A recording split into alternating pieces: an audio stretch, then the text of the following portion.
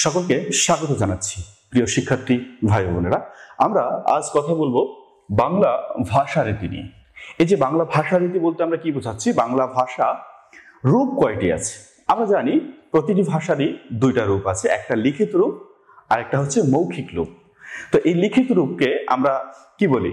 লৌখিক, আর লিখিত রূপকে বলি মৌখিক। তো এই যে দুটি রূপ আছে আমরা যদি একটু দেখি,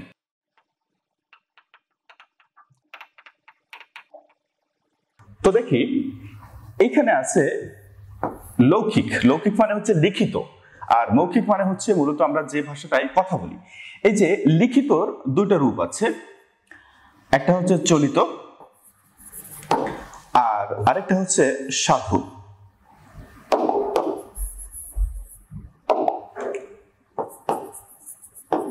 সাধু। অন্যদিকে এই যে মৌখিক, এরও দুইটি রূপ আছে, একটি হচ্ছে চলিত আর একটি হচ্ছে আঞ্চলিক। ঠিক আছে, এখন দেখি যে এই লিখিত রূপের যে সাধু ভাষা আছে এবং চলিত ভাষা আছে, অন্যদিকে এই যে মৌখিক এর আছে আঞ্চলিক। অর্থাৎ আমরা যে ভাষায় কথা বলি তার একটি চলিত রীতি আছে, চলিত রীতি আমরা যেটা বই পুস্তকে আমরা পাই, আরেকটি হচ্ছে অঞ্চল ভেদে আমরা যে কথাবার্তাগুলো বলি সেগুলা। তো এখান থেকে আমরা বেশ কিছু গুরুত্বপূর্ণ তথ্য একটু জেনে নিব। সেগুলো কি কি?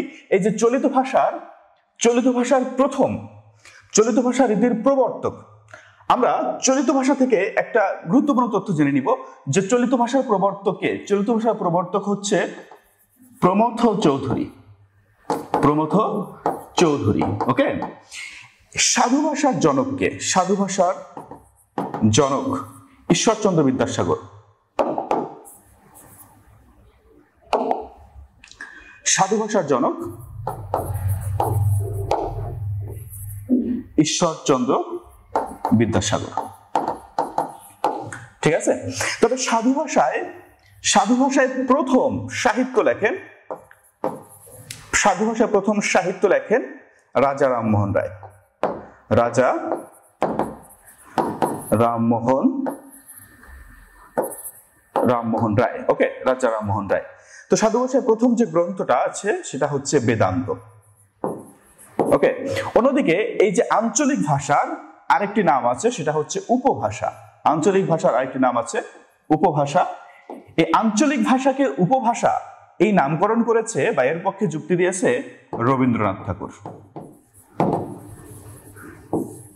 ঠিক আছে, তো এই তথ্যগুলো আমরা একটু মাথায় রাখবো, কারণ এখান থেকে এই ধরনের প্রশ্নই আসে। Thank you so much.